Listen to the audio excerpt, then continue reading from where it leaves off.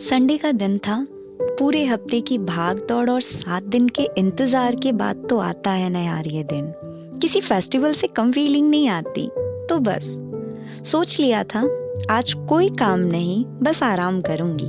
बढ़िया खाना वाना खा के दिसंबर की सर्दी और सूरज अंकल की गर्मी के मजे लेते हुए छत के एक कोने में जिंदगी की कड़वाहटों का तकिया लगा के और संडे की सुकून भरी चादर ओढ़ के बस सो गई। सोए सोए सोच रही थी, ठीक है चलो जिंदगी है, बीत ही रही है। अचानक से फोन का नोटिफिकेशन आया।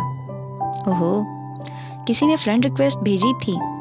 बायो में इंडियन आर्मी का टैग और डीपी में एक इनोसेंट सा चेहरा देख के बस एक्सेप्ट, ठीक है कर ली। फिर वही हाय हेलो कैसी हो। हद है, ऐसा लगा कितने सालों से जानता है। पर ठीक है, फॉर्मेलिटीज हैं। ठीक हूँ, तुम कैसे हो। फिर फॉर्मेलिटीज बातें, वक्त बीतता गया और फेसबुक से व्हाट्सएप तक का सफर कब तय हो गया पता ही नहीं चला। हमारी बातें ज्यादा नहीं होती थी क्योंकि मेरी बारी तिरंगे के बाद ही आती थी। हमारी 2 मिनट के बात में 1 मिनट 45 सेकंड बाद देश की, फ्रीडम फाइटर्स की और देश प्रेम की हुआ करती थी। और बाकी के 15 सेकंड जो बच जाते थे उसमें अपना ख्याल रखना, मैं जरूर आऊंगा, और बातें खत्म हो जाया करती थी। वो अक्सर कहा करता था, मोहब्बत करता हूँ कहने से ज्यादा मोहब्बत को निभा पाना मुश्किल होता है। 2 मिनट की वीडियो कॉल के लिए उन दिनों मैं संवरने लगी थी। हाँ ठीक है, मोहब्बत निभाना मुश्किल होता है इसलिए मोहब्बत नहीं करती थी। उसे वीडियो कॉल पे देख के ऐसा लगता था जब मिलूंगी तब क्या होगा, कैसा रिएक्शन होगा हम दोनों का ही। वो बचपन से करण जौहर और लीला भंसाली की पिक्चरें देखी है ना, तो बैकग्राउंड में म्यूजिक भी बकायदे बजने लगते थे। ठीक है, न जाने कितने सपने, बातें, साथ के कुछ पलों की ख्वाहिश और ना जाने क्या क्या, उन 2 मिनटों की बातों के माले में पिरोए हुए 1 साल का सफर तय कर लिया।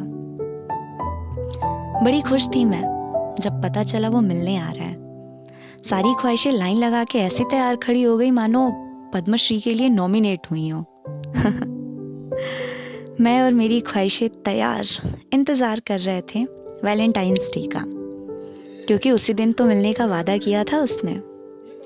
वैसे तो 15 दिन से हमारी बात नहीं हुई थी, पर उसका वादा और मिलने की खुशी काफी थे इंतजार के इन बेदर्दी लम्हों को काटने के लिए। फाइनली कल वैलेंटाइंस डे था। रात भर मैं सो नहीं पाई, ना जाने कल क्या होगा। एक अजीब सा डर, खुशी, ना जाने कौन कौन सी फीलिंग का सब मिक्सचर चल रहा था।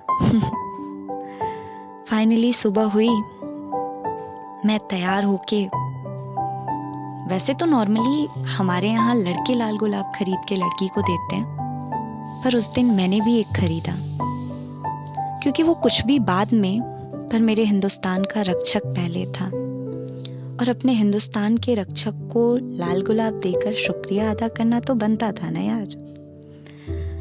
बस लाल गुलाब हाथों में लिए तैयार होके उसके फोन का इंतजार करने लगी। मन किया फोन कर लूं, पर डेस्परेट नहीं दिखाना था यार। बीतता गया वक्त, पर ठीक है अब क्या करें, मैसेज कर लेते हैं। Hi, no reply, hello, no reply, phone switched off. फिर भी उसका वादा उम्मीदों को बनाए रखने के लिए फ्यूल के जैसा था। मैं, मेरी ख्वाहिशें, मेरे और उसके सपने उसके वादे के साथ सन्नाटे भरे कमरे में बैठे हुए उसके कॉल का वेट करने लगे। अचानक टीवी की आवाज आई। सोचा कोई काम तो है नहीं, चलो टीवी देख लेती हूँ। बाहर निकल के आई, देखा तो हमारे देश पे अटैक हुआ था, पुलवामा अटैक। वो अक्सर कहा करता था यार, मोहब्बत निभा पाना बहुत मुश्किल होता है, और ये मुश्किल काम उस जाबाज ने कर दिखाया था, पर अपनी पहली मोहब्बत के साथ। मुझसे मिलने का वादा था वैलेंटाइंस डे पर, उसने वो भी निभाया, पर तिरंगे में लिपट के जवानों की पूरी फौज के साथ। Happy Republic Day to all of you.